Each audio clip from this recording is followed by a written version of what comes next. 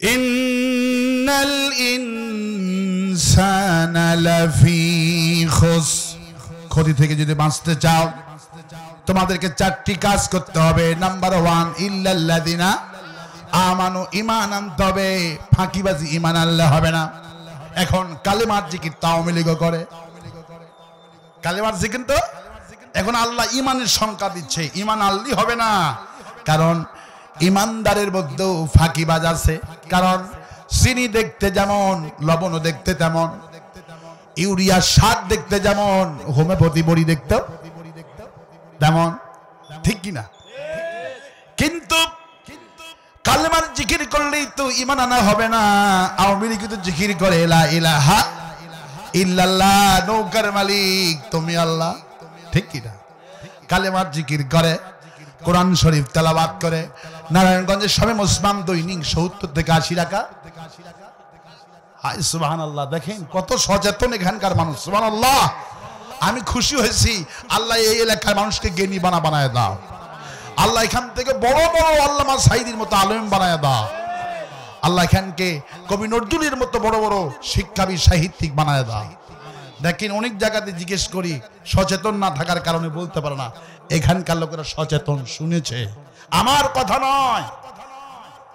শামীম ওসমান বলতো আমি দৈনিক 70 থেকে 80 রাকাত তাহাজ্জুদ পড়ে।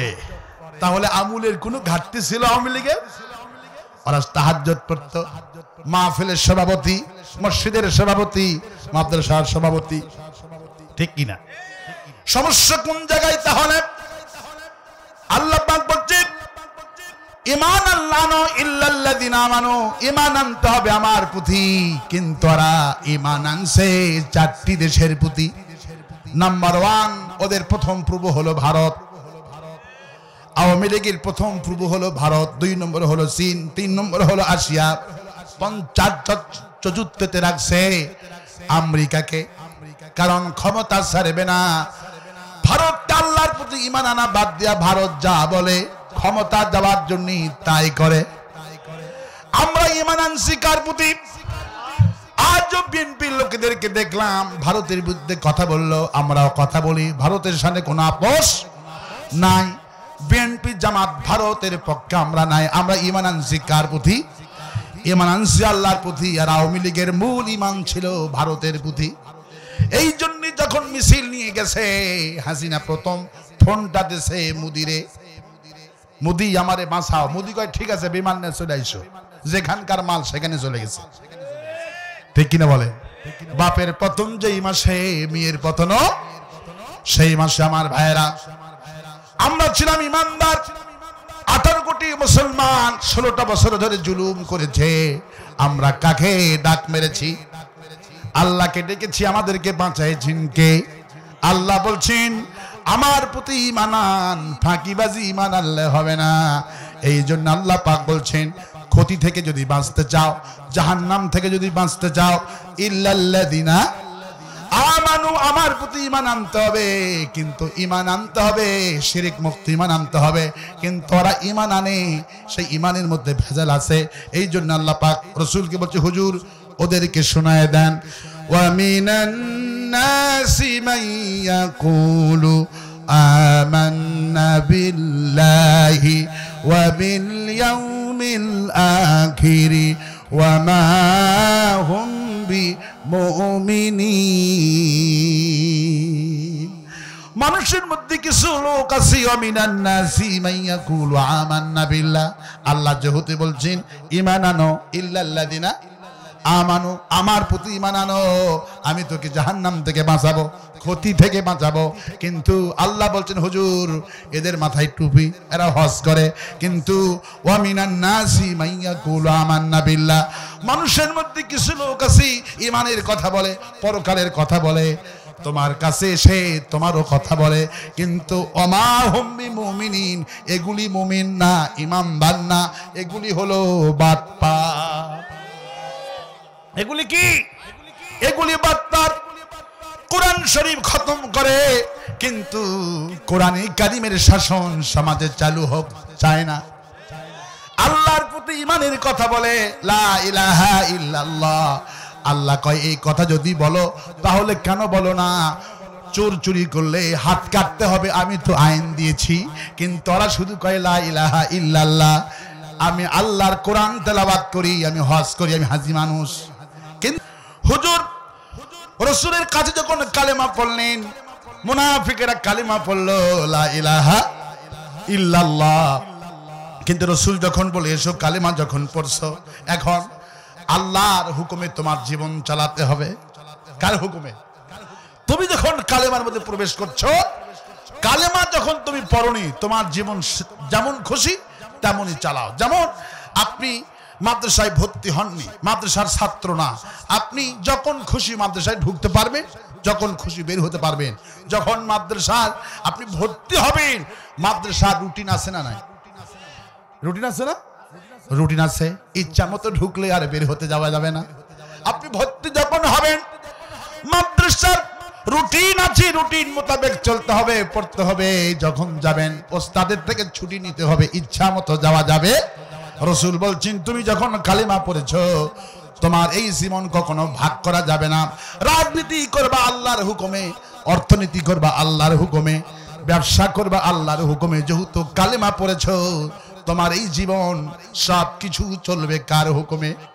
কিন্তু এরা শুধু কালেমা পড়েছে, কিন্তু আল্লাহর হুকুম মানতে চায় না। পার্লামেন্টে আল্লাহর কোরআন চুরি করলে হাত কাটতে হবে, আল্লাহ যা আইন দিয়েছে সেই আইন তারা চায় না, শুধু জিকির করে লা ইলাহা। আল্লাহ পাক তখন বলছে এদেরকে শোনায় দেন, বিমা উনজিলা ইলাইকা ওয়া মা উনজিলা মিন ক্বাবলিক। হে নবী, এদেরকে শুনিয়ে দেন, বিমা উনজিলা ইলাইকা, আমি যে নাজিল করেছি, আমি তোমার প্রতি যা নাজিল করেছি, এই সমস্ত নাজিল কিন্তু কিতাবের প্রতি ঈমান আনতে বলেন।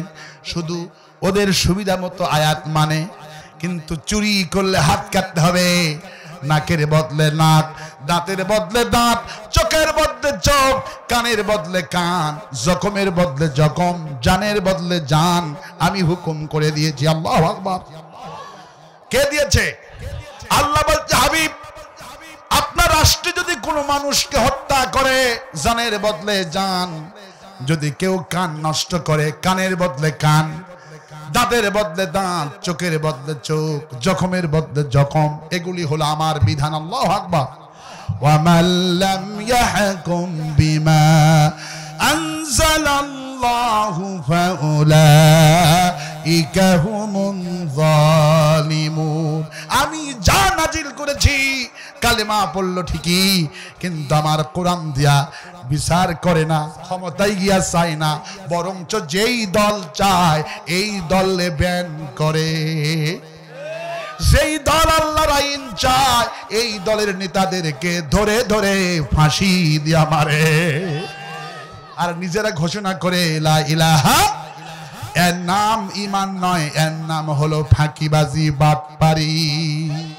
এই লোক কখনো ক্ষতি থেকে বাঁচতে পারবে? জাহান্নাম থেকে বাঁচতে পারবে? জাহান্নাম থেকে বাঁচতে হলে কালেমা পড়বে, যার হুকুমে জীবন চালাবে, তার হুকুমে। আমার দেশের মুসলমানরা কোরআন পড়ে, আওয়ামী লীগ কোরআন পড়ে, কোরআনটা বোঝে না। কোরআন যদি বুঝতো, কোরআনে কারিমের পাখি শহীদ আল্লাহ বাছাই দিত, একটা সেকেন্ড জেলখানায় থাকার কথা না। কোরআন যেইভাবে পড়ে, কোরআন যদি বুঝতো, এক সেকেন্ড জেলখানায় থাকতো না। কিন্তু কোরআন পড়ে, কোরআনটা বোঝে না। আর আস্তে কোন ঠিক, আর আস্তে কোন ঠিক, কোরআন বোঝে না। ডাক্তারের প্রেসক্রিপশন যদি আপনি না বোঝেন, আপনার রোগ ভালো হবে? কোরআন শরীফ যদি না বুঝে পড়েন, আপনার রোগ ভালো হবে? আপনার কোনো কল্যাণ হবে? একটা ছেলের ওজন হলো 120 কেজি। কত কেজি? 120 কেজি ওজন। ছেলে ডাক্তারের কাছে গেছে, ডাক্তার সাহেব আমি মরবো না বাঁচবো, আমার এত ওজন হইল কেন? ডাক্তার সাহেব বলল ঠিক আছে তুমি পরীক্ষা করো। 20টা পরীক্ষা দিচ্ছে, সকাল থেকে 10টা পর্যন্ত পরীক্ষা। ডাক্তারের কাছে যাবেন, কোনো কথা নাই, আগে পরীক্ষা দিবে। আমার দেশের ডাক্তার হলো সবচেয়ে বড় ডাকাত। এই ডাক্তারি খাত জাহান্নামী খাত। গতকালকে দেখলাম একটা ছেলের অপারেশন করতে হবে বাম চোখ, অপারেশন করছে ডান চোখ। আল্লাহু আকবার। এগুলি ভুল করেছে, তাকে গ্রেফতারও করেছে। এগুলি পড়াশোনা নাই, অধিকাংশ ডাক্তার এগুলি বাটপার। আপনার পাও ভেঙেছে, পাও ভাঙ্গার সাথে আপনাকে 10টা পরীক্ষা দিন। একটা ছেলের বয়স 15 বছর হোক আর 8 বছর হোক, এর ডায়াবেটিস আছে, এরও ডায়াবেটিস পরীক্ষা করে।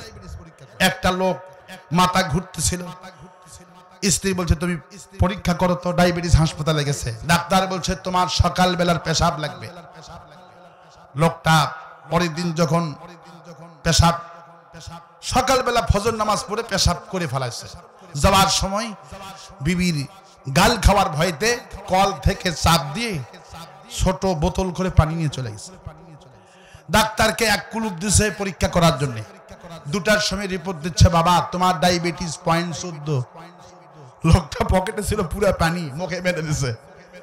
বেটা বেয়াদব, আমি কল থেকে পানি নিলাম, পেশাব নাই, দেখি কি হয়। বিবির ভয়তে পানি নিয়ে পেশাব নিয়ে যাচ্ছি, কল থেকে টাটকা পানি নিয়ে আসলাম, সেই পানিকে বানালো ডায়াবেটিস 14। এই হলো বর্তমান বাটপার ডাক্তার, ঠিক কিনা বলে? ডাক্তারি খাতের মতো বাটপারি খাতার নাই। তো ছেলে সকাল থেকে পরীক্ষা করলো 20টা, রাত বেজে গেল 10টা। ডাক্তার বলল ছেলে তোমার কপাল ভালো, কোনো রোগ নাই, আমি প্রেসক্রিপশন করছি, আমার প্রেসক্রিপশন মতো 1 মাস চলবা, ওজন কমবা 30 কেজি। কত কেজি? ছেলে প্রেসক্রিপশনে দৌড় ডিসপেন্সারিতে। ভাই রাত 10টা বেজে গেছে, ওষুধ দেন তাড়াতাড়ি। প্রেসক্রিপশন নিয়ে দেখে ইন্নালিল্লাহ, ডাক্তার কোনো ওষুধই লেখেনি। ডাক্তার লিখছে সকালে 2 রুটি, সন্ধ্যায় 2 রুটি। ছেলে প্রেসক্রিপশন নিয়ে ডাক্তারের কাছে দৌড়। স্যার 20টা পরীক্ষা দিলেন, 20,000 টাকা মারে খাইলেন, 800 টাকা ভিজিট নিলেন, রাত বাদালেন 10টা, ওষুধ লেখেননি, কি লেখাপড়া করছে? ডাক্তার কয় বাপ রে বাপ, আমার শিখাই ডাক্তারি।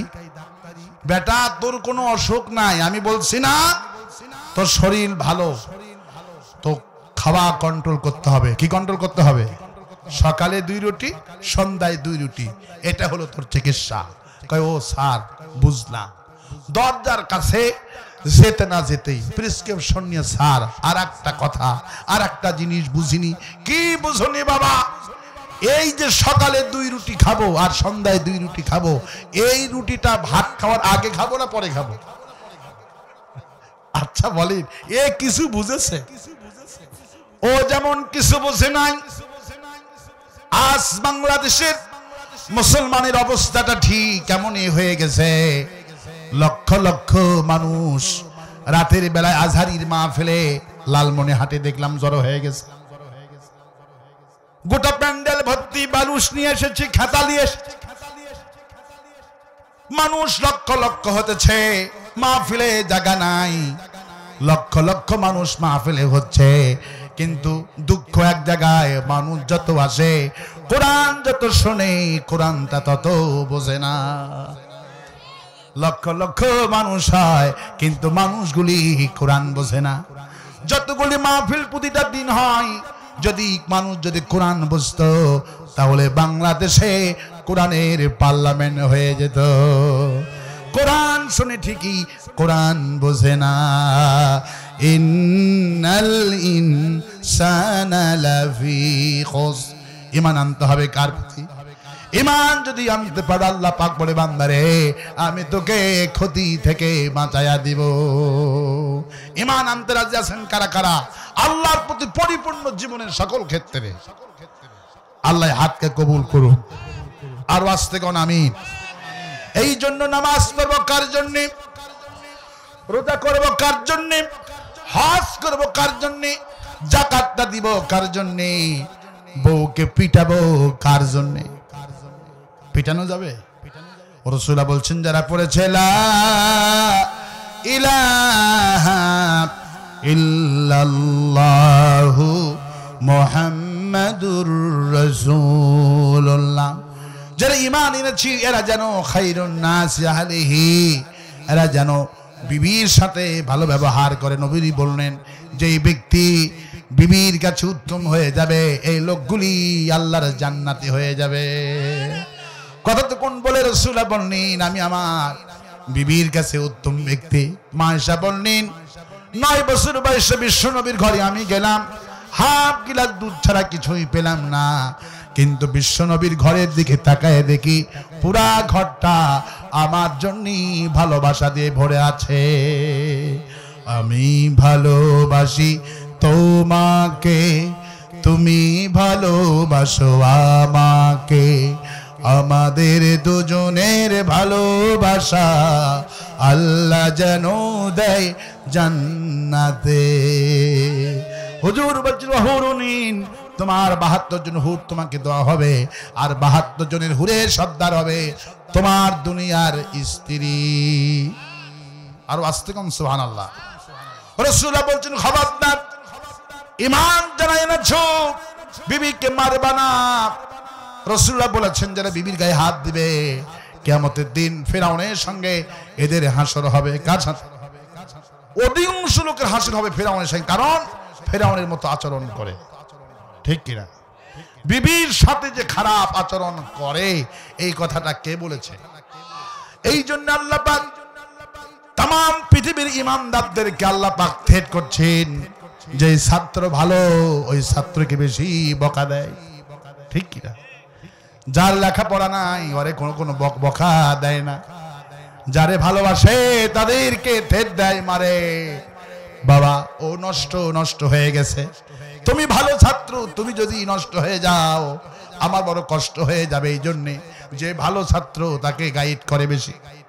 ইমানদারদেরকে আল্লাহ পাক এত ভালোবাসেন বলে আল্লাহ পাক আল্লাহ পাক মুমিনদের এত ভালোবাসেন, এই জন্য আল্লাহ পাক যেখানে ইয়া বলেছেন মদের হরফ লাগাইয়ে দিছে, 3 আলিফ আল্লাহ পাক টান মারে, ইয়া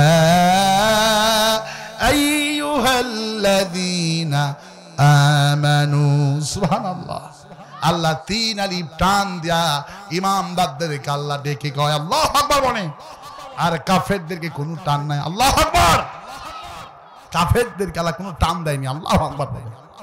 আর ইমানদারদেরকে আল্লাহ 3 আলিফ টান দিয়ে বলেছে আল্লাহু আকবার। আল্লাহ পাক বলেন ইল্লাল্লাযিনা আমানু, ঈমান যারা এনেছে তারা শোনো, ওয়াশরুহুন্না বিল মারুফ, তোমার বিবির সাথে তোমরা কখনো খারাপ আচরণ করবে না। তার মানে আমরা বিবির সাথে খারাপ আচরণ করি, আল্লাহ বলছেন তোমার বিবির সাথে ভালো ব্যবহার করা আমি আল্লাহ ফরজ করে দিলাম। বিবির সাথে ব্যবহার করা ফরজ, সুবহানাল্লাহ বলে।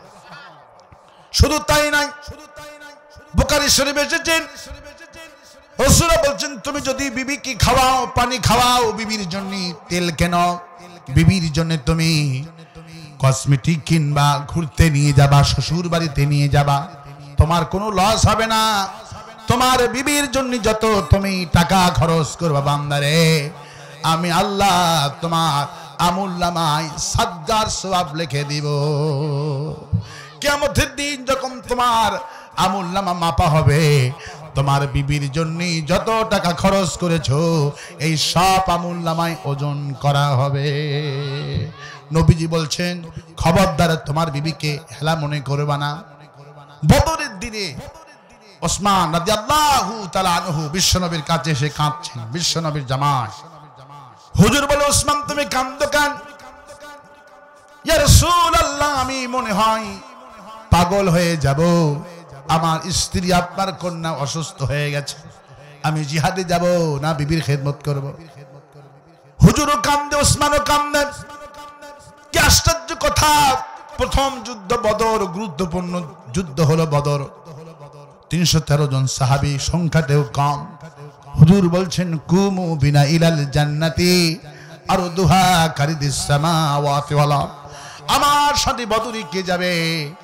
যে ব্যক্তি বদরে যাবে আমার সাথে এই বিশাল বড় আকাশ আর জমিনের চাইতে বড় জান্নাত আল্লাহ তাকে দান করে দিবে। নবীজি বলছেন যার জীবনে বদর নাই তার জীবনে কদর নাই। আমাদের নেতারা লাইলাতুল কদর তালাশ করে, হাফেজ সাহেবকে দিয়ে খতম তারাবি পড়ে, কিন্তু বদরের আদর্শ গ্রহণ করতে চায় না। রাসূলুল্লাহ বলেছেন যার জীবনে বদর নাই, বদর যুদ্ধ যাদের জীবনে নাই, যাদের আদর্শ নাই, এদের জীবনে কোনোদিন কদর নসিব হবে না।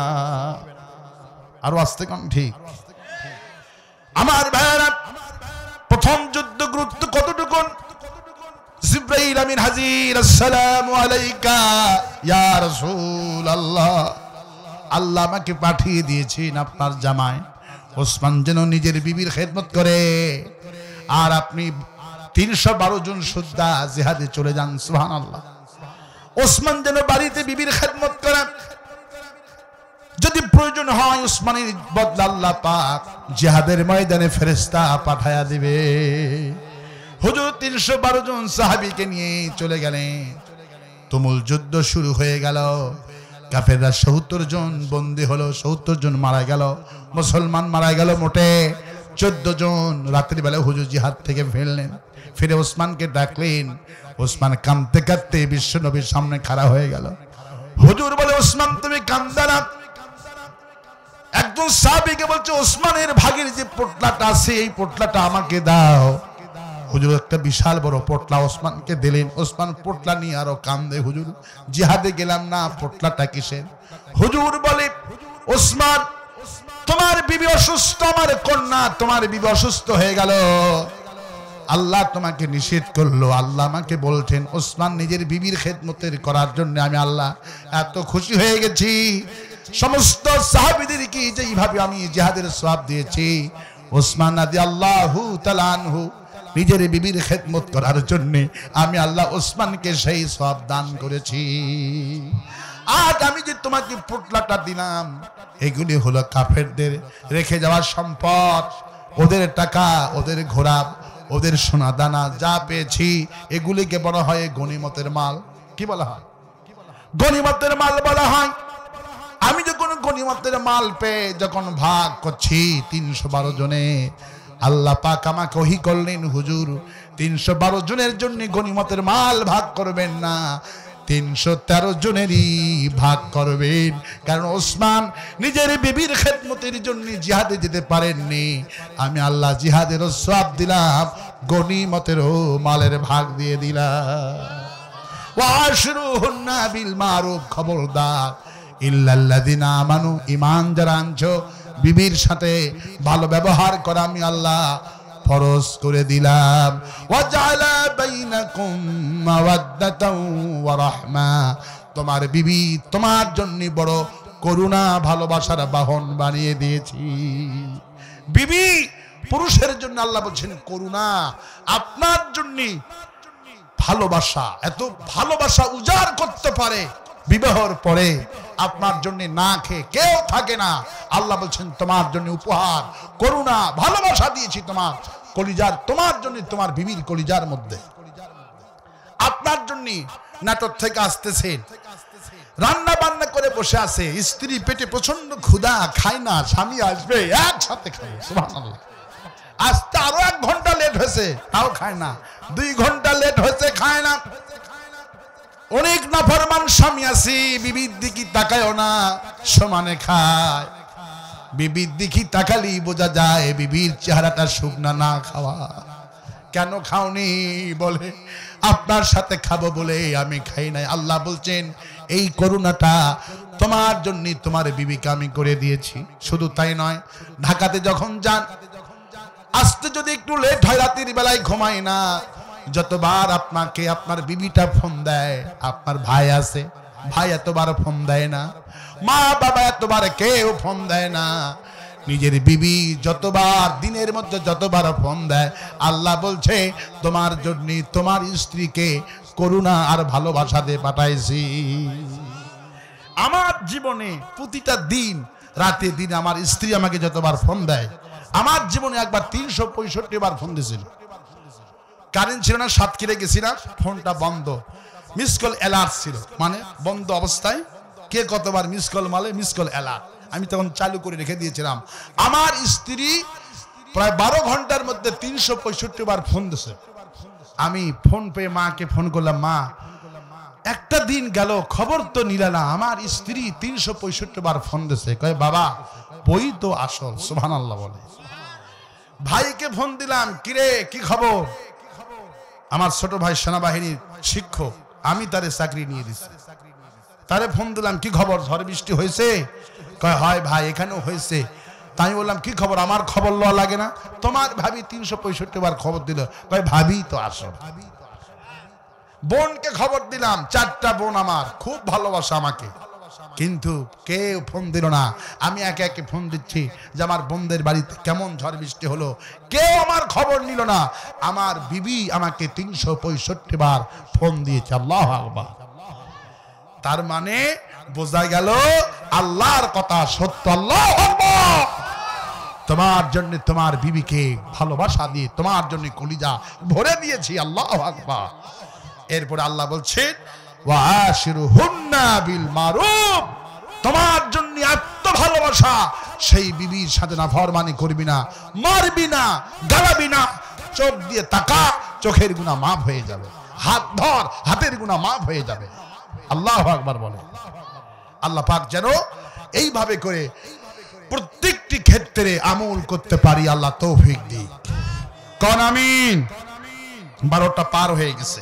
আমি আপনাদেরকে লাস্ট ফিনিশিং এটা দিতে যাচ্ছি। শফিক বোকাল 2000 টাকা দিয়েছে, আল্লাহ কবুল করুন।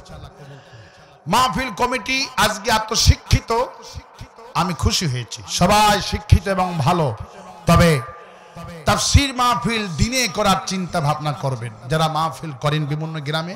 ওয়াজআলনা নাওমাকুম সুবাতা, আমি আল্লাহ রাতকে বানাইছি ঘুমের জন্য। কোন নবী রাতে তাফসীর করেননি, কোন নবী নয়, দিনে তাফসীর করেছে।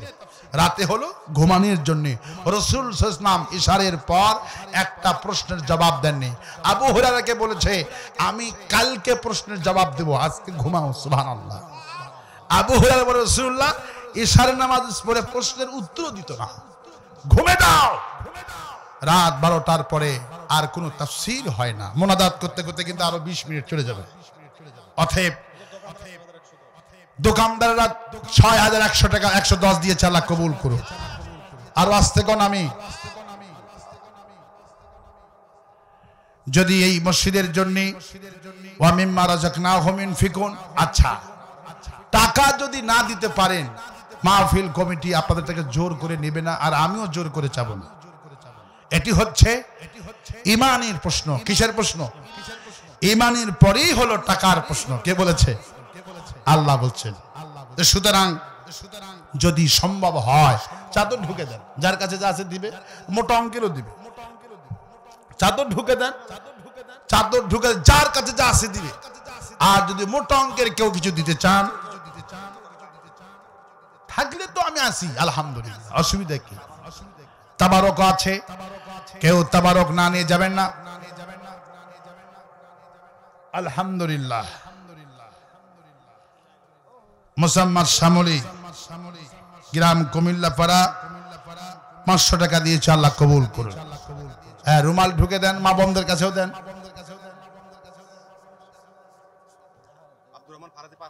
আব্দুর রহমান ফরাদি 5000 টাকা দিয়েছে, আল্লাহ কবুল করুন বলে আমি। আরো আসতে বলি আমি। হ্যাঁ, সভাপতি সাহেব ইউসুফ ভাই খুব সুন্দর মানুষ, 5000 টাকা দিয়েছে ইউসুফ ভাইকে, আল্লাহ কবুল করুন বলে আমি। আলহামদুলিল্লাহ। মোসাম্মদ সেলিনা 500 টাকা দিয়েছে, আল্লাহ কবুল করুন। নবাব আলী 500 টাকা দিয়েছে, আলহামদুলিল্লাহ। নুরুন নবী ভাই বাবার জন্য আল্লাহ পাক তখন বললেন ইল্লাল্লাযিনা আমানু, ঈমানের দাওয়াত, ইযহাব ইলা ফিরআউনা ইন্নাহু তাগা। হে মুসা, আমি তোমাকে হুকুম করছি ঈমানের দাওয়াত। সর্বপ্রথম কোন ফকিরকে আল্লাহ টার্গেট করলেন না, কোন গরিব মানুষকে আল্লাহ টার্গেট করলেন না। ইল্লাল্লাযিনা আমানু, ঈমানের দাওয়াতটা প্রথম টার্গেট করলেন ফিরআউনের কাছে নিয়ে যাও। আল্লাহ পাক ঈমানের দাওয়াত প্রথম মুসাকে ওহী করলেন ফিরআউনের কাছে নিয়ে যাও। কারণ ফিরআউন হয়ে গেছে তাগুত। কি হয়ে গেছে? ফিরআউন তাগুত হয়ে গেছে। তাগুত সাধারণ কোন মানুষ তাগুত হতে পারে না, ক্ষমতা লাগবে। কি লাগবে? কারণ আপনি যদি কোনো পাপের কাম করেন, একা একা করবেন, কাউকে বাধ্য করতে পারবেন না। যারা ক্ষমতায় থাকে, ক্ষমতায় থেকে পুলিশ দিয়া র‍্যাব দিয়া নিজে শুধু আল্লাহর আইন অমান্য করে না, গোটা জাতিকে আল্লাহর আইন অমান্য করতে বাধ্য করে। এর নাম হলো তাগুত। এর নাম কি? যেমন রাসূল করিম সাল্লাল্লাহু আলাইহি ওয়াসাল্লাম বলেছেন, যদি ঘরের মধ্যে কোন ছবি থাকে, মানুষের ছবি থাকে, প্রাণীর ছবি থাকে, তাহলে সেই ঘরে কোনো ফেরেশতা ঢোকে? অথচ আপনি টাকার মধ্যে শেখ মুজিবের ছবি নিয়ে 16টা বছর ধরে সেজদা দিয়েছেন, ঠিক কিনা? টাকার মধ্যে কার ছবি? শেখ মুজিবের ছবি ছিল। কারণ হাসিনা নিজেই শুধু আল্লাহর আইন অমান্য করেনি, গোটা জাতিকে আল্লাহর আইন অমান্য করতে বাধ্য করেছে। নিজে শুধু পাপ করেনি তা না, গোটা জাতিকে প্রশাসনকে বাধ্য করেছে। একে বলা হয় তাগুত। একে কি বলা হয়? আল্লাহ পাক সেই জন্যই আল্লাহ পাকের টার্গেট দেখেন, ইল্লাল্লাযিনা, ঈমান আনতে হবে আমার প্রতি। আল্লাহ পাক টার্গেট করলেন ফিরআউন যদি ঈমান আনে, কালেমালা হয়ে যায়, গোটা দেশের মানুষ কালেমালা হয়ে যাবে।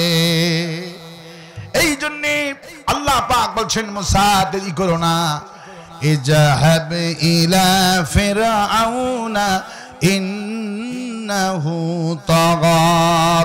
তুমি এবং তোমার ভাই হারুন দুইজন মিলে চলে যাও কালেমার দাওয়াত নিয়ে। রওনা করলো আল্লাহর হুকুম পেয়ে, রওনা করলো ফিরআউনের পার্লামেন্টের দিকে। ইবনে কাসির বললেন, মূল দরজা থেকে নিয়ে পার্লামেন্ট পর্যন্ত 90টি দরজা, বেষ্টনীর পরে বেষ্টনী, নিরাপত্তার পর নিরাপত্তা, কলজার মধ্যে ভয়, না জানি কোন ফাঁকে কে এসে গুলি মেরে দেয়, ঠিক কিনা? হাসিনার বাড়ি যেদিন পতন হয় সেদিন চতুর্থ নিরাপত্তার চাদর ঢেকে দেওয়া হয়েছে, কাঁটা তার, সেই তার, এই তার। আল্লাহ পাক বলছেন, আমি যখন ধরবো কোনো নিরাপত্তা কাজে লাগবে না। আরো আস্তে কোন ঠিক? আমার ভাইয়েরা, 90টি দরজা নিরাপত্তার বেষ্টনী দিয়েছেন। গোয়েন্দা বাহিনী খবর দিয়েছে মুসা হারুন দুই ভাই আসতেছেন তোমার কাছে। ফিরআউন পুলিশ দিয়া দরজাগুলি বন্ধ করে দিয়ে দিলেন। দরজায় আসলেন, দরজা বন্ধ। আল্লাহ পাক বলি, মুসা রে দাঁড়িয়ে রইছে কেন? কয় আল্লাহ কেমন করে যাব, দরজা তো বন্ধ। আল্লাহ পাক বলে, ওয়ামা তিলকা বিয়ামিনিকা ইয়া মুসা। মুসা তোমার হাতে কি লাঠি? একটা বাড়ি মারো। একটা বাড়ি মূল দরজায় মারলেন, একটা বাড়ি ধাক্কায় 90টি দরজা আল্লাহ খুলে দিয়ে দিলেন। পুলিশগুলি সাইড হয়ে গেছে। মুসা ইসলাম যখন দরজার মধ্যে ঢুকেছেন, ইবনে মাজার হাদিসে এসেছে মাথা দিয়া ধুমা উঠতেছে। আল্লাহু আকবার বলে। মুসা ইসলাম যখন রাগ করতো মাথা দিয়া ধুমা উঠতো, ধুমা। আল্লাহু আকবার। যখন আরো রাগ করতো, হুজুর বললেন, আমি তাকে দেখেছি চুলগুলি কোকড়া কোকড়া ছিল, মাথায় পাকড়ি উপরা থাকতো, পাকড়ি ভেদ করে এই কোকড়া চুলগুলি পাকড়ি ভেদ করে আরিফের মতো খাড়া হয়ে যেত। কি রাগী ছিল! আল্লাহু আকবার বলেন। মানুষটা ছিল শুকনা। মানুষটা ছিল কি? শুকনা মানুষ। নবীরা শুকনা হয়, দেশি মুগরি সব সময় চিকনা চেকনা হয়, আর পোল্ট্রি হয় 5 কেজি 10 কেজি। ছোট বাচ্চাও ধরে জব করতে পারে। আগে ছোটকালে দেখতাম যখন মুগরি ধরতে হবে, গোটা গ্রামের পোলাপান একটা মোরগ ধরতে পারতো না। মা বলে আজকে হবে না, আগামীকাল সকালে ধরতে হবে, ঠিক কিনা? দেশি মুগরি যারা মুমিন, এগুলি হয় শুকনা মানুষ। এই জন্য বদরের দিনে যত সাহাবী গেছিলেন সবার ওজন ছিল 35 কেজি, নিম্ন ওজন ওপর ছিল 55 কেজি। আল্লাহু আকবার। কারো ওজন, কোন সাহাবীর ওজন 60 কেজি হয়নি। ওমর ফারুক ক্ষমতা যাওয়ার আগে ওজন ছিল 120 কেজি। যেদিন ক্ষমতা গ্রহণ করলেন ওমর, 3 মাসের মাথায় ওজন হয়ে গেল 55 কেজি। আল্লাহু আকবার বলেন। অথচ মানুষ লম্বা ছিল 6.5 ফিট উঁচু। আল্লাহু আকবার। আমার ভাইরা, আল্লাহর ভয় যার মধ্যে আছে এরা মোটা হবে না। যেমন ছোট ছোট বাচ্চারা হিফজ করছে, আমি যত মাদ্রাসায় গেলাম একটা ছাত্রকে আমি স্বাস্থ্যবান দেখলাম না। যারা 3 বার 4টার দিকে উঠি কোরআন মুখস্থ করছে, 4টার থেকে নিয়ে ফজর পর্যন্ত, ফজর থেকে নিয়ে 8টা পর্যন্ত, আবার 1টার থেকে নিয়ে 4টা, মাগরিব থেকে নিয়ে আবার রাতে 10টা পর্যন্ত, এত পরিশ্রম, এত কোরআন মুখস্থ করে, এমনি আর নয়। আমরা ঘুমাই, হাফেজগুলি ছোট ছোট বাচ্চারা 3টার দিকেই উঠে আল্লাহর কোরআন মুখস্থ করে। এই জন্য এদের কোনো স্বাস্থ্য হয় না, কারণ পরিশ্রম যার বেশি কোনোদিন স্বাস্থ্য হবে না। সাহাবীরা 10 কেজি তরবারি চালাতেন। কয় কেজি? 10 কেজি। রাসূল যে তরবারি ব্যবহার করত ওইটার ওজন ছিল 50 কেজি। আল্লাহু আকবার, আল্লাহু আকবার বলেন। আমার ভাইরা, একটা ধাক্কায় মাথা দিয়ে ধুমা উঠছে, পুলিশগুলি সাইড হয়ে গেছে, 990টা দরজা পেরে গেলেন। 990 জন পার্লামেন্ট সদস্য, জমজমাট পার্লামেন্ট চলছে। মুসা ইসলাম কোনো কথা নাই। পার্লামেন্টে গিয়ে জোরে সোরে একটি ডাক দিলেন, লা ইলাহা ইল্লাল্লাহ, লা ইলাহা, লা ইলাহা ইল্লাল্লাহ মুসা কালিমুল্লাহ, লা ইলাহা ইল্লাল্লাহ ইব্রাহিম খলিলুল্লাহ, লা ইলাহা ইল্লাল্লাহ মুহাম্মাদুর রাসূলুল্লাহ। সব নবীর দাওয়াত ছিল কয়টি? সব নবীর দাওয়াত ছিল একটি। মুসা ইসলাম বলছেন লা ইলাহা ইল্লাল্লাহ। যখন এই দাওয়াতটা দিলেন, ফিরআউন বললেন, মা আলিমতু লাকুম মিন ইলাহিন গায়রি, আমি তো জানি না আমি ছাড়া কোনো ইলাহ আছে। তবে মুসা শোনো, তোমার ব্যাপারে আমার বক্তব্য হলো, লা আজআলান্নাকা মিনাল মাসজুনিন, আমি ছাড়া তো কোনো ইলাহ নাই। আমি ছাড়া যদি আর কোনো ইলাহার দাওয়াত দাও, আমি তোমাকে জেলখানায় বন্দি করব। সেই যুগের ফিরআউন মুসাকে যেইভাবে হুমকি ধমকি দিছিল, আমরা তো শুধু কোরআনে পড়লাম, ফিরআউন চোখে দেখলাম না, কিন্তু ফিরআউনের উত্তরসূরি হাসিনাকে এই নিজের চোখে আমরা দেখেছি। ফিরআউন যেইভাবে হুমকি দিয়েছে, লা জাআলান্নাকা মিনাল মাসজুনিন, আর একবার যদি কালেমার দাওয়াত দাও, আমি তোমাকে জেলখানায় বন্দি করব। উনি কিন্তু বন্দি করেননি। আর স্বয়ং কালেমার দেওয়ার অপরাধে ইল্লাল্লাযিনা আমানু, মুসা আলাইহিস সালাম যখন কালেমার দাওয়াত দিলেন, ইমানের দাওয়াত দিলেন, তাকে জেলের খানার ভয় হুমকি দিল। আর স্বয়ং ফিরআউনের বোন হাসিনা হুমকি তো দিছেই। যার তাফসীর শুনে হাজার হাজার মানুষ কালেমা পড়ে মুসলমান হলো, ওই কোরআনের পাখিকে জেলখানায় ফসালো। অপরাধটা কি? ইমানের দাওয়াত দিয়েছে। ইল্লাল্লাযিনা সাইদির অপরাধ কি? আল্লামা সাইদির অপরাধ হলো, উনি এই জাতিকে দাওয়াত দিয়েছেন ইল্লাল্লাযিনা ঈমানানুকাত, আমরা হাসিনার গোলামি করব না, আমরা ইসরাতের গোলামি করব না, জিয়ার গোলামি করব না, কারু গোলামি করব না। গোলামি করব কার? ইন্নাল ইনসানা লাফি খুস, আল্লাহ পাক কসম করছেন প্রত্যেকটি মানুষের জীবন বিফল, জীবন ক্ষতিগ্রস্ত। ওদের জীবন বিফল নয়, ওরা হলো সফল। ইল্লাল্লাযীনা আমানু, ঈমান যদি আনতে পারো, আল্লাহ পাক বলে আমি ওয়াদা দিয়ে দিলাম ওদের জীবন সফল হয়ে যায়। আর ঈমান যখন তুমি আনবা, তখন তোমাকে মারবে। কে বলছে? ওয়ামা নাকামু মিনহুম ইল্লা আইয়ুমিনু বিল্লাহিল আজিজিল হামিদ। আল্লাহ পাক বলেন ওমা নাকামু মিনহুম, মুমিনদের কেন মারে, কেন ফাঁসিতে ঝুলায়, কেন মামলা করে? এই লোকগুলি ইল্লাল্লাযিনা আমানু, এই লোকগুলি আমার প্রতি ঈমান আনছে। এরা যদি ঈমানটা না এনে, যদি আল্লাহর স্লোগান না দিয়ে জয় বাংলা বলতো, আল্লামা সাইদি আকসিকিন জেলখানায় থাকতো না।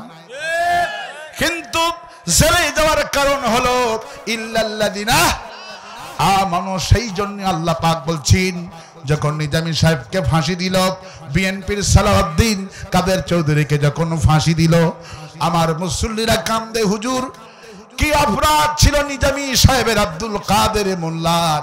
আমি বললাম নিজামী সাহেবের একটা অপরাধ, কাদের মোল্লার একটা অপরাধ ছিল। এই অপরাধের কথা আল্লাহ সূরা বুরুজে বলেছেন, ওয়ামা নাকামু মিনহুম ইল্লা আইয়ুমিনু বিল্লাহিল আজিজিল হামিদ। আল্লাহ পাক বলছে এদেরকে ফাঁসি দেয় কারণ কি?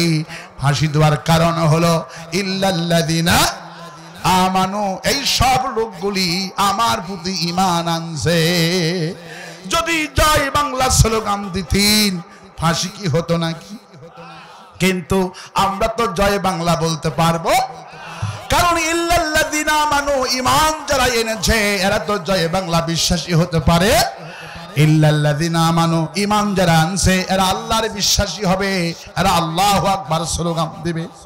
কারণ আমি যখন দুনিয়াতে এসেছি আমার কানে আজান দেওয়া হয়েছে। কি তো হয়েছে? এক কানে আজান আর এক কানে ইকামত। আজানের প্রথম শব্দ কোনটি? ইকামতের প্রথম শব্দ কোনটি? ঈদগাহের দিনে স্লোগান দিতে, কার স্লোগান দিতে যায়? আল্লাহু আকবার, আল্লাহু আকবার, লা ইলাহা ইল্লাল্লাহু, আল্লাহু আকবার, আল্লাহু আকবার, ওয়ালিল্লাহিল। কার স্লোগান দিয়েছি? আওয়ামী লীগ কার স্লোগান দিয়েছে? বিএনপি কার দিয়েছে? ঈদের মাঠে সব দল কার স্লোগান দিয়েছে? আল্লাহর স্লোগান দিয়েছে। ঈদগাহের নামাজের প্রথম তাকবীর কোনটি? শেষ তাকবীর কোনটি? জানাজার নামাজ, জীবনের শেষ নামাজ, প্রথম শব্দে তাকবীর কোনটি? শেষ শব্দ কোনটি? তার মানে হলো জন্ম থেকে মৃত্যু পর্যন্ত ইল্লাল্লাযিনা আমানু, ঈমান যারা এনেছে এরা বলবে আল্লাহু আকবার। ইল্লাল্লাযিনা আমানু, আল্লাহ পাক বলছেন ঈমান আনো আমার প্রতি। ঈমান যদি তোমাদের থাকে আমি তোমাদেরকে ক্ষতি থেকে বাঁচাই দেব। সুবহানাল্লাহ। ক্ষতি থেকে বাঁচাই দিব, আমি তোমাদেরকে রক্ষা করে দিব। ভয় পাবেন না, হতাশ হবেন না। মুসলমান কখনো সৈন্য দিয়ে যুদ্ধ জয়লাভ করেনি, মুসলমান যুদ্ধে জয়লাভ করেছে ঈমান দিয়ে। কি দিয়ে জয়লাভ করেছে? ঈমান যদি থাকে আমরাই জয়ী হব। ওয়ালা তাহিনু ওয়ালা তাহজানু ওয়া আনতুমুল আলাউনা ইন কুনতুম মুমিনিন। বান্দারে হতাশা হয়ে যেও না, ভয় পেও না, হতাশা হয়ে যেও না, তোমরা দুশ্চিন্তিত হয়েও না। তোমরাই বিজয়ী হবে যদি তোমরা ঈমানদার হও। ইল্লাল্লাযিনা আমানু, ঈমান আনতে হবে কার প্রতি? ঈমানদার যদি হতে পারি আমরাই বিজয় হব। অদাকার বাংলাদেশে নির্বাচন হবে না। আমার প্রিয় উপস্থিতি, আমি আপনাদেরকে হাদিস শরীফ থেকে শোনাতে এসেছি, ঈমানের বয়ান করতেছি। লিখে রাখেন আমার কথাগুলি। বাংলাদেশে নির্বাচন হবে না, ঈমান তাজা করে। নির্বাচন কেন হবে না? ঈমান তাজা করেন, শাহাদাতের প্রস্তুতি গ্রহণ করেন। এই আগামী মাসের মধ্যে ভারত আমাদেরকে আক্রমণ করবে, বাংলাদেশে নির্বাচন হবে না। রাসূল করিম সাল্লাল্লাহু আলাইহি ওয়াসাল্লাম বলেছেন, গাজায়াতুল হিন্দ যখন ভারতের সাথে মুসলমানদের যুদ্ধ হবে তার আগে বিশ্বনবী ইসলাম তিনটি আলামতের কথা বলেছে। কয়টি আলামত? আমি কথা বলছি হাদিসের আলোকে কথা বলছি। বাংলাদেশে নির্বাচন হবে না। রাসূল করিম সাল্লাল্লাহু আলাইহি ওয়াসাল্লাম বলছেন ভারতের পূর্বে যে দেশ থাকবে ওই দেশের সাথে মুসলমানদের যুদ্ধ হবে। ভারতের পূর্বে কে আছে? আমরা আছি। আমাদের সাথে যুদ্ধ হবে। রাসূলুল্লাহ ভবিষ্যৎবাণী করেছেন। বিশ্বনবীর ভবিষ্যৎবাণী সমস্ত কিছুই কবুল হবে। আল্লাহু আকবার। কারণ বিশ্বনবী মন করা কোনো কথা বলেননি, যা বলেছেন ওমা ইয়ানতিকু আনিল হাওয়া। কার হুকুমে কথা বলেছেন? আল্লাহর হুকুমে কথা বলেছেন। বাংলাদেশে নির্বাচন হবে না। রাসূল করিম সাল্লাল্লাহু আলাইহি ওয়াসাল্লাম বলছেন ভারতের সঙ্গে যখন যুদ্ধ হবে তার আগে বাংলাদেশের অবস্থা এই হবে। কি হবে? সেই দেশে তিনটি মুসলমান তিনটি ভাগে ভাগ হবে। নাম্বার 1, ভারতের সাথে যুদ্ধ হওয়ার আগে একটা দল ওই দেশ থেকে পালাবে। বর্তমান আওয়ামী লীগ 4.5 লক্ষ পালাতো। রাসূলের হাদিস মিলান। এরপরে বিশ্বনবী 2 নম্বর স্টেপে বলেছেন আর একটা দল থাকবে, সেই দল চুপচাপ বসে থাকবে, ক্ষমতার জন্য পাগল হবে। আর একটা দল থাকবে ওলামাদের দল। সেই দলেরা ক্ষমতা দেওয়ার জন্য পাগল হবে না, ওরা জিহাদের অনুপ্রেরণা নিয়ে প্রস্তুত থাকবে। আজকে মামুনুল হক সরমনের পীর ঢাকাতে বক্তব্য দিয়েছেন, কলিজাটা আমার ভরে গেল। সুবহানাল্লাহ। মামুনুল হককে প্রশ্ন করেছে সাংবাদিক, সম্ভবত এটিএন বাংলার হবে, বলছে আচ্ছা আমি শুনলাম আপনারা কি জামাত ইসলামের সাথে ঐক্য হচ্ছেন? মামুনুল হক বলেছেন হ্যাঁ ঐক্য হচ্ছি, তাতে আপনাদের কোনো সমস্যা? বলে না সমস্যা নয়, তবে আমরা জানতাম জামাতের সাথে চরমনায়ের পীর আপনাদের দ্বন্দ্ব আছে, ঐক্য হওয়ার কথা নয়, কিন্তু সত্যি কি ঐক্য হচ্ছেন? মামুনুল হক বলছে ঐক্য হচ্ছি। আমরা ছিলাম হাতের 5টা আঙ্গুল, আমরা ছিলাম 5টা ভাইয়ের মতো, আমাদের হাত একটা, আঙ্গুল ছিল ভিন্ন ভিন্ন, কিন্তু হাতের আঙ্গুল ঐক্যবদ্ধ হয়। সেটা কি আপনি জানেন? কোন সময় ঐক্যবদ্ধ হয়? যখন খাবার খাবে। হাতের আঙ্গুল সব ঐক্যবদ্ধ হয়। ভাই ফতুয়া পরে দিব, আগে খাইয়ে বানছি, ঠিক কিনা? হাতের আঙ্গুলগুলি ঐক্যবদ্ধ হয়ে খায়, খাবার শেষ যার মনে তাই, ঠিক কিনা? মামুনুল হক বলছে আমরা জামাত ইসলামী, হেফাজতে ইসলাম, চরমনাই, তাবলীগ, আলিয়া, কওমি, আমরা হাতের আঙ্গুলের মতো কাফের বেঈমানদেরকে খাওয়ার জন্য ঐক্যবদ্ধ। 3 আয়াত। এই সূরাটা খুবই গুরুত্ব। এই সূরাটার নাম হলো সূরা আল আসর। কি নাম? আসর। খুবই গুরুত্বপূর্ণ সূরা। নবী করিম সাল্লাল্লাহু আলাইহি ওয়াসাল্লাম যখন আসরের নামাজের সময় যখন মুসলমানদেরকে আহ্বান করলেন, কাফেরদেরকে আহ্বান করে এসো আমরা সালাত আদায় করি, ওরা তো নামাজ বরঞ্চ রাসূলের প্রতি বিরূপ মন্তব্য করলেন। আর দারুন নাদওয়া পার্লামেন্টের সামনে গিয়ে রাসূল করিম সাল্লাল্লাহু আলাইহি ওয়াসাল্লাম যখন কালিমার দাওয়াতটা দিলেন, রাসূল করিম সাল্লাল্লাহু আলাইহি ওয়াসাল্লামের দাওয়াতটা প্রত্যাখ্যান করলেন। আল্লাহ পাক ঠিক সেই মুহূর্তে আসরের গুরুত্ব বোঝানোর জন্য আল্লাহ পাক সময়ের একটা সূরা নাজিল করে দিলেন। সুবহানাল্লাহ। আজকে আমরা এখান থেকে আবিষ্কার করব। আমার সাথে সবাই পড়েন আউযু বিল্লাহি মিনাশ শাইতানির রাজীম বিসমিল্লাহির রাহমানির রাহিম ওয়াল আসরি ইন্নাল ইনসানা লাফি খুসর ইল্লাল্লাযীনা আমানু ওয়া আমিলুস সালিহাতি ওয়া তাওয়াসাউ বিল হাক্কি ওয়া তাওয়াসাউ বিস সাবর। আল্লাহ রাব্বুল আলামিন আলিফ এবং লামের আগে একটা ওয়াও লাগিয়েছেন। আরবি গ্রামার অনুযায়ী এটা হলো অয়ে কাসমিয়া। এটা কি? অয়ে কাসমিয়া। আল্লাহ পাক কসম খাচ্ছেন, আমরাও কসম খাই।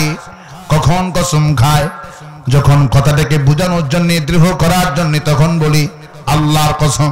কার কসম খাই? আল্লাহর কসম। ভাই, আল্লাহর কসম করে বলছি, আমি মিথ্যা বলছি না। আর আল্লাহ যখন কসম করেন, আল্লাহ কসম কি নিয়ে করবে? যেহেতু তিনি বড়, তার চাইতে মহান, তার চাইতে বড় আর কেউ। তিনি কসম করেন যেই জিনিসের গুরুত্ব বেশি, সেই জিনিসের কসম করেন। আল্লাহ পাক গোটা কোরআনে 21টি জিনিস নিয়ে কসম করেছেন। চাঁদ নিয়ে কসম করেছেন, নক্ষত্র নিয়ে কসম করেছেন, বাতাস নিয়ে কসম করেছেন, সমুদ্র নিয়ে কসম করেছেন, সময় নিয়ে কসম করেছেন। এইভাবে আল্লাহ পাক 21টি জায়গায় কসম খেয়েছে। এখানেও আল্লাহ পাক কসম করছেন, ওয়াল আসরি ইন্নাল ইনসানা লাফি খুসর। আমি কসম করছি সময়ের, নিশ্চয় প্রত্যেকটি মানুষের জীবন বিফল, জীবন ক্ষতিগ্রস্ত। ওদের জন্য জীবন ক্ষতিগ্রস্ত নয়, ওরাই হলো সফল। ইল্লাল্লাযীনা আমানু, যারা ঈমান আনবে। কার প্রতি? আল্লাহ বুঝাচ্ছে সবার জীবন ক্ষতিগ্রস্ত। ইনসান শব্দ ব্যবহার করেছেন কারণ মানুষের মধ্যে জামাত ইসলামে আছে না নাই? পীর সাহেব আছে না নাই? তাবলীগ জামাত আছে না নাই? কেউ যেন বলতে না পারে আমি সফল হয়ে গেছি। এই জন্য আল্লাহ পাক বলছেন, ইন্নাল ইনসানা লাফি খুসর। तमाम পৃথিবীর মানুষকে আল্লাহ পাক ইঙ্গিত করে বলছেন সমস্ত মানুষের জীবন বিফল, জীবন ক্ষতিগ্রস্ত। 4টি কাজ যদি করতে পারো তাদের জীবনটা সফল হয়ে যাবে। নাম্বার 1, ইল্লাল্লাযীনা আমানু। ঈমান আনতে হবে কার প্রতি? ওয়া আমিলুস সালিহাতি ওয়া তাওয়াসাউ বিল হাক্কি ওয়া তাওয়াসাউ বিস সাবর। ঈমান আনলে হবে না, ঈমানের পরে শিরক মুক্ত আমল করতে হবে, আমলে সালেহ করতে হবে। আমলে সালেহ করলে হবে না, হকের দাওয়াত দিতে হবে। হকের দাওয়াত দিতেই হবে না, হকের দাওয়াত দিতে গেলে মার আসবে। আরে মার যখন তোমার প্রতি আসবে তখন সবর ইখতিয়ার করতে হবে, দেশ থেকে পালালে হবে না। আল্লাহ পাক এই সব শিক্ষা দিচ্ছেন। কোন আমিন।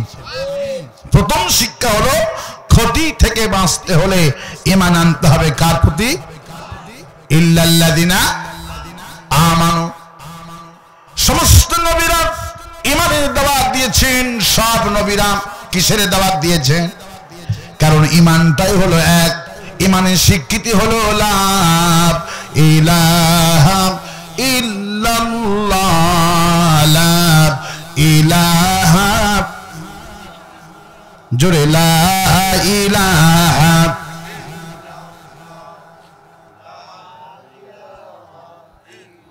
লা ইলাহা ইল্লাল্লাহু মুহাম্মাদুর রাসূলুল্লাহ। সমস্ত নবীরা ঈমানের দাওয়াত দিয়েছেন। ইয়া কওমি ইবুদুল্লাহ মা লাকুম মিন ইলাহিন গায়রু। হে আমার জাতি, এসো এক আল্লাহর গোলামি করি, তিনি ছাড়া কোনো ইলাহা নাই। সমস্ত নবীরা কার দাওয়াত দিয়েছেন? কাকে দাওয়াত দিয়েছেন? যখনই জীব রব দাবি করেছি, যেমন ফিরাউন নিজেই যখন দাবি করলো আনা রাব্বুকুমুল আলা, আমি হলাম রব, আমি হলাম এই দেশের, এই পৃথিবীর আমি হলাম রব, এই পৃথিবীটা আমি সৃষ্টি করেছি। কালামিহিল মজিদ ওয়া ফুরকানিহিল হামিদ। আউযু বিল্লাহি মিনাশ শাইতানির বিসমিল্লাহির রহমানির রহিম। ইন্নাল্লাহা ওয়া ملائكته يصلون على النبي يا أيها الذين آمنوا صلوا عليه وسلموا تسليما اللهم صل على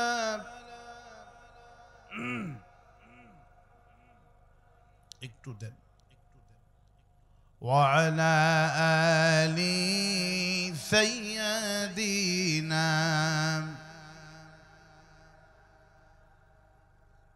প্রাণ খুলে পড়েন আল্লাহুম্মা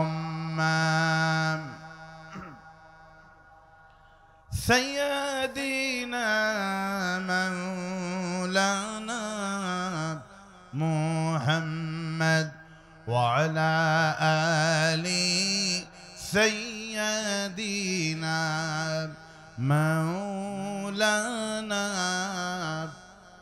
بلغ العلا بكماله كشف الدجى بجماله حسنة جميع خصاله صلوا عليه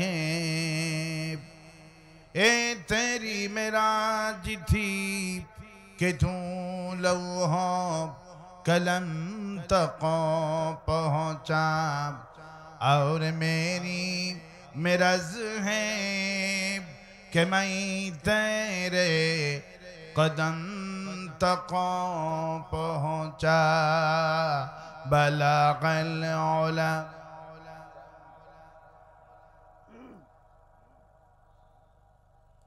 حسنة جميع خصاله صلوا عليه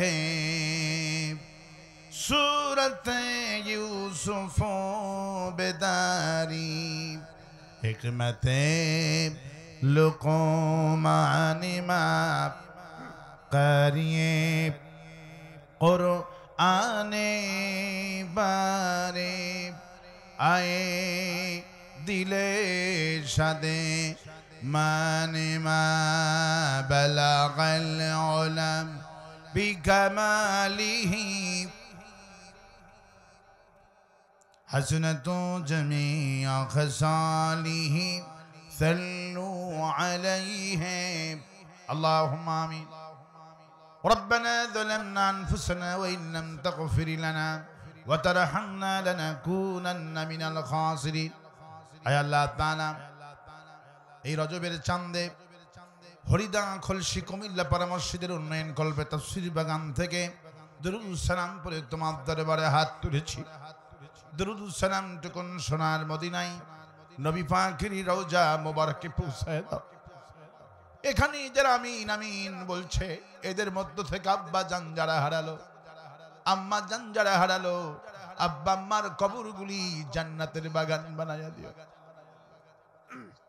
রব্বুল আলামিন এই মাহফিল আয়োজন যারা করলেন আর শোনার জন্য যারা প্রচন্ড ঠান্ডায় অপেক্ষা করে এখানে বসে গেল কঠিন কিয়ামতের দিনে একটা সওয়াব দিতে যেই দিন কেউ রাজি হবে না ওই কঠিন মাশারের দিনে আমাদের এই মাহফিল সকলের জন্য নাজাতের ওসিলা বানায়ে দাও আল্লাহ ইয়া রব करम तू आगर करे ओ बात दे जुबा को जो दिल पर आसर करे रब्बना तक़ब्बल मिन्ना इन्नका अंतस समीउल अलीम व तुब अलैना इन्नका अंतत तव्वाबुर रहीम सुब्हान रब्बिका रब्बिल इज्जति अम्मा यसिफून व सलामुन अलल मुरसलीन वल्हम्दुलिल्लाहि रब्बिल आलामीन একটু জিকির করেন লা ইলাহা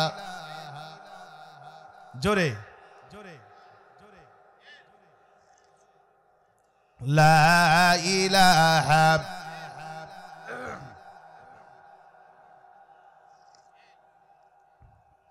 লা ইলাহা ইল্লাল্লাহু মুহাম্মাদুর রাসূলুল্লাহ।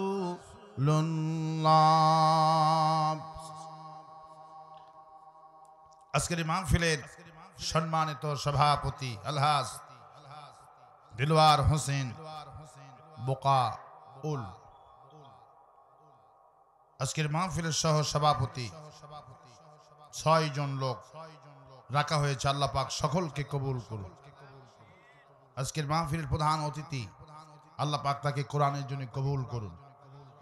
আজকের মাহফিলের বিশেষ অতিথিবৃন্দ, আমন্ত্রিত অতিথিবৃন্দ, আল্লাহ পাক সকল অতিথিবৃন্দকে কোরআনে কারীমের কর্মী হিসাবে কবুল করুন। আমার সামনে কোরআনে কারীম শুনতে আসা বিভিন্ন গ্রাম থেকে আগত আমার কলিজার টুকরা মুসলমান ভাইয়েরা, পদের আলা আয়েশার উত্তরসূরি, খালিদের উত্তরসূরি, আমার সম্মানিতা মা এবং বোনেরা, আসসালামু আলাইকুম ওয়া রাহমাতুল্লাহ। আমরা মহান আল্লাহ রব্বুল ইজ্জাত ওয়াল জালালের দরবারে লাখো কোটি শুকর আদায় করছি, যিনি দয়া করে মেহেরবানি করে আমাদেরকে কোরআনে কারীম শোনার তৌফিক এনায়েত করেছেন। সেই মনিবের দরবারে প্রাণ ভরে শুকর আদায় করছি। সকলে মাথাটা নত করে সমস্ত শক্তি গলার কাছে এনে জোরে সোরে পড়ছি আলহামদুলিল্লাহ। সবাই পড়ছি রব্বানা লাকাল হামদ হামদান কাসীরান তয়্যিবান মুবারাকান ফীহি ইয়া রাব্বি লাকাল হামদু কামা ইয়ানবাগি লিজালালি ওয়াজহিকা ওয়া আযীমি সুলতানিকা। আল্লাহুম্মা আতি নাফসি তাকওয়াহা আনতা ওলিউহা ওয়া মাওলাহা ওয়া খায়রা মান যাক্কাহা। লাখো কোটি দরুদ সালাম মানবতার মহান শিক্ষক সৈয়দুল মুরসালিন রাহমাতুল লিল আলামিন, বিশ্ব নবী, বিশ্ব নেতা জনাবে মুহাম্মদ রাসূলুল্লাহ সাল্লাল্লাহু আলাইহি সাল্লাম কোরআনে কারীম শুনতে আসতে পেরে খুশি না বেদা? কারা কারা খুশি নাই হাত তুলে দেখান।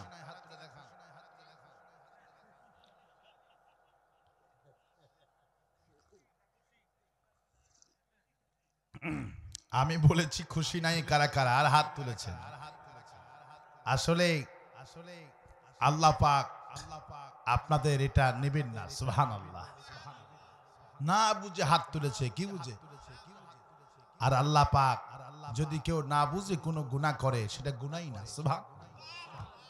কি আল্লাহ পেয়েছি, সুবহানাল্লাহ বলবেন। মানুষের মর্যাদা এই হাত তোলার মধ্যে কিছুই নাই। টুপির মধ্যে মানুষের মর্যাদা হয় না। যদি টুপি আর দাড়ি রাখলেই জান্নাতে হতো, রবি ঠাকুর তো সবার আগে জান্নাতে যেত। কিন্তু রবি ঠাকুর তো হলো বামপন্থী মুশরিক। ওমা আনা মিনাল মুশরিকদের সাথে আমার কোন সম্পর্ক? মুশরিকরা যতই মাথায় টুপি লাগাক কোনো দাম আছে? এই জন্য আল্লাহ পাক বলছেন, ইন্না আকরামাকুম ইনদাল্লাহি আতকাকুম। আমার কাছে মর্যাদা দাড়ি দিয়া, টুপি দিয়া, জুব্বা দিয়া, এই সবগুলি দিয়া হয় না।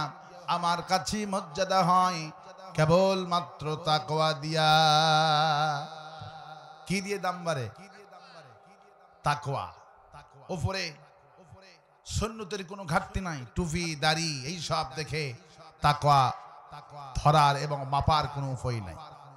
গত রমজান মুবারকে আমার একজন বন্ধু ফাজিল মাদ্রাসার প্রভাষক, উনি বলল আমার দুধ কেনার জন্য আমি দুধ হাটিতে প্রবেশ করলাম, যে দেখি দুধের বাজার আগুন। 50 টাকার দুধ 80 টাকা লাগাইছে। তা আমি দুধের একটা দুধ হাটির একটা কোনায় দেখে একটা মুরব্বী, মাথায় টুপি, মুখে দাড়ি, গায়ে পাঞ্জাবি, ঘাড়ে একটা বিশাল গামছা রাখা, উনি এক বালতি দুধ নিয়ে এসেছে। উনি দুধগুলি মাসি তাড়াচ্ছেন গামছা দিয়ে, মনে হলো এটি অরিজিনাল গোয়া। জিজ্ঞেস করলাম, বাবাজি আপনার দুধের কেজি কত? উনি বলল, আমার দুধ নিতে গেলে 100 টাকা লাগবে। কত টাকা? বললাম, সবাই তো 80 টাকা নিচ্ছে, আপনি বেশি নেবেন কেন? বলল, বাবা আমার দুধ হলো খাঁটি, ওদের দুধে হলো পানি, ভেজাল। আমার দুধে কোনো ভেজাল নাই, নিলে 100 টাকা লাগবে। দেখে পছন্দ হলো, মাথায় টুপি, মুখে দাড়ি, গায়ে পাঞ্জাবি, কি সুন্দর চেহারা। ঠিক আছে, তাহলে আমারে 2 কেজি দুধ দেন। যখন দুধের বোতল দিয়েছে, দুধ যখন মাপতেছে, হঠাৎ করে 5টা পুলিশ আর ম্যাজিস্ট্রেট আর দুধ পরীক্ষা করার যন্ত্র এইটা নিয়ে দুধ হাড়িতে ঢুকছে। মুরব্বী যখন দেখছে পুলিশ, ম্যাজিস্ট্রেট আর দুধ পরীক্ষা করার যন্ত্র, এইটা দেখে দুধের বালতি থুয়ে সবার আগে দৌড়। উনি আমাকে বলল, ভাই লাআল্লাকুম তাত্তাকুন, রমজান মাস নাকি, আল্লাহ পাক বলছেন তাকওয়ার মাস, তোমরা আশা করা যায় তাকওয়া অবলম্বন করবা। তুই মাথায় টুপি, গায়ে জুব্বা, মুখে দাড়ি, দেখে মনে হলো ইমানদার লোক, তাকওয়া আলা লোক। কিন্তু ইনি এই দুধ হাটি থেকে কোনো দাড়ি কামা মানুষ পালালো না, কোনো প্যান্ট শার্ট আলা মানুষ পালালো না, লুঙ্গি পরা মানুষ পালালো না, পালালো এই মুরব্বী, যাকে আমি ইমানদার মনে করেছিলাম। আমি সেখান থেকে থিওরি নিয়েছি যে যাদের জীবন 2 নম্বর হয় এরা পালায়। যেমন আমাদের ডাইনিটা পালাইছে, ঠিক কিনা বলেন? ডাইনি পালাইছে, কারণ ডাইনির জীবন ছিল 2 নম্বর। কয় নম্বর ছিল? দুধ হাটি থেকে দুধালা পালালো কেন? 2 নম্বর। আমাদের ডাইনি পালাইছে কেন? যারাই 2 নম্বর তালায় পালায়, হক পন্থীরা পালায় না। আমরা পালাইছি, খালেদা জিয়া পালাইছে, জামাত নেতারা পালাইছে। পালাইছে কারা? 2 নম্বর। কারা? আল্লাহ বুঝার তৌফিক দিক বলে আমি। এবার কারা কারা মাহফিল শুনতে আসতে পেরে খুশি আছেন, 2 হাত তুলে আল্লাহর দেখায় দেন।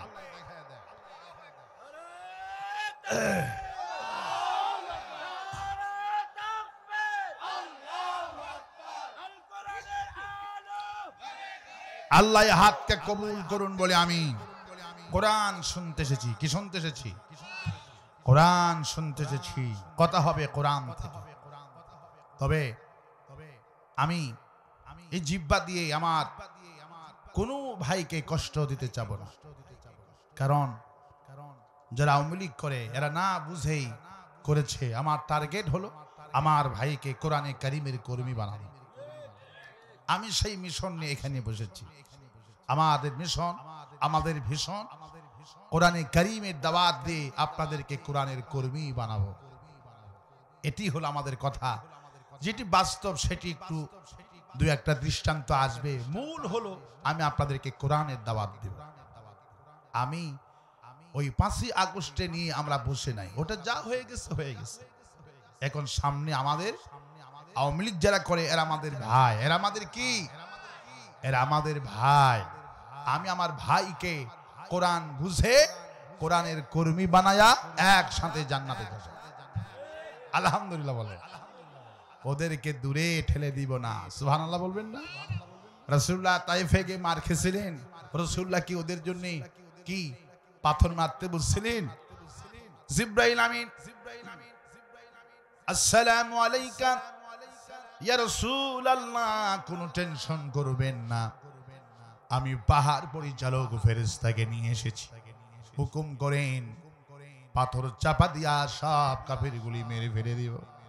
নবীজি বলছেন, জিবরাইল আমি যদি হুকুম করি আর আমার হুকুম মতো যদি সব কাফেরগুলি মেরে ফেলে দাও, আমি কার কানে পৌঁছাবো? লা ইলাহা ইল্লাল্লাহু মুহাম্মাদুর রাসূলুল্লাহ। নবীজি গর্দোয়া না দিয়ে তাইফের জন্য দোয়া করলেন। রাসূলুল্লাহর মন্ত্রী পরিষদে সবচাইতে এই তাইফ থেকে মন্ত্রী পরিষদে বেশি ছিল। আর যারা পাথর মারলো তারা হয়ে গেল বিশ্ব নবীর কোরআনের কর্মী। আপনারা হয়তো জানেন না, আজকে তথ্য জানাই। আজকে নতুন একটা তথ্য হলো, যে আওয়ামী লীগ যারা নেতৃত্ব দিয়ে সাধারণ জনগণকে আমাদের বিরুদ্ধে খেপিয়েছিল, জামাতের বিরুদ্ধে স্লোগান দিয়েছিল, দৈনিক আওয়ামী লীগের লোকেরা 12,000 জামাতের ফরম পূরণ করছে। প্রতিদিন 12,000 জামাতের ফরম পূরণ করে জামাতের কর্মী হচ্ছে। আল্লাহু আকবার বলে। মানুষকে মেরে পিটায়া প্রতিশোধ নিয়ে কর্মী বানাতে পারবেন না। কর্মী বানাতে হবে আমার ভাইয়ের জন্য আদর্শ দিয়ে, চোখের পানি দিয়ে। সুতরাং মানুষ এই পৃথিবীতে যত হত্যা হয়েছে, জমির জন্য হত্যা হয়নি, টাকার জন্য হত্যা হয়নি, শুধু এই ছোট্ট জিহ্বার আঘাতের জন্য হত্যা হয়েছে। এই জন্যই আমাকে এখানে কেন আনা হয়েছে? আমার জিহ্বায় আল্লাহ কিছু মধু দিয়েছে। ওই মধু আমার এই জিহ্বা দিয়ে আমার কথাটা আল্লাহ মিষ্টি বানিয়ে দিয়েছেন, আমার কথাটা সুন্দর বানিয়ে দিয়েছে। এই জন্যই আল্লাহ পাক আমাকে এখানে এনে আমি সুন্দর করে মনটা নরম করে আমি মুসলমানদেরকে কোরআনের দাওয়াত দেব। লক্ষ লক্ষ মানুষ, কোটি কোটি হাফেজ, তার মধ্যে এক পীর ছিল আল্লামা সাঈদী। এটি কিন্তু টাকা হলে হবে না। আপনি আমার এই জায়গাতে টাকা হলে আপনি সবই সম্ভব, কিন্তু এই চেয়ারে বসে ওয়াজ করতে পারবেন না। এটা আল্লাহ প্রদত্ত। এটা কি প্রদত্ত? কণ্ঠটা মিষ্টি, কণ্ঠতে সুর, এটা কে দিয়েছে? সাঈদী সাহেবের ছেলেরা 3টা বেঁচে আছে, একটাও বক্তা হতে পারলো না। আমি সাঈদীর বাড়িতে মাহফিল আমি করি, সুবহানাল্লাহ। মাসুদ সাঈদ আমাকে দিয়ে 13 নভেম্বরে তাফসীর করলেন জিয়ানগর মাঠে। যারা আমার পেজের লিস্টে আছেন, আমার পেজে আছেন কেউ? আচ্ছা আচ্ছা আচ্ছা আছে। আমার ইংলিশে লিখবেন মনে গোলাম আজম, তাহলে দেখতে পারবেন। আমার এটা পেজ, এটা আমার চালাই, এটা সব দেওয়া আছে। সাঈদী সাহেবের বাড়িতে মাহফিলগুলো আমি করি, আমার পেজে ঢুকলে সবকিছু পেয়ে যাবে। যাই হোক, আমি এসেছি আপনাদেরকে কোরআন বোঝানোর জন্য। যারা আওয়ামী লীগ করেছেন, বা আমি আপনাদেরকে কখনোই কষ্ট দিব না। প্রাথমিক কর্মে 2-1টা দৃষ্টান্ত আসবে, এই জন্য মন খারাপ করা হবে না, ঠিক আছে তো? আমি আপনাকে কখনোই কষ্ট দিব না, আমি কষ্ট দিব না। যেটা ঘটেছে 2-1টা দৃষ্টান্ত, 1 ঘন্টার মধ্যে হয়তো 2-1টা দৃষ্টান্ত আসবে, এটা কিন্তু মেনে নিতে হবে, ঠিক কিনা? কারণ আমি আর আপনি একই জিনিস, আমরা একই আদম থেকে এসেছি। আমরা কখনো কাউকে কষ্ট দিয়ে কোরআনের কারীমের কথা শোনাবো না। আমি আজকে কোরআনের কারীমের ছোট্ট একটি সূরা, খুবই গুরুত্বপূর্ণ সূরা, মাত্র 3 আয়াত। কয় আয়াত?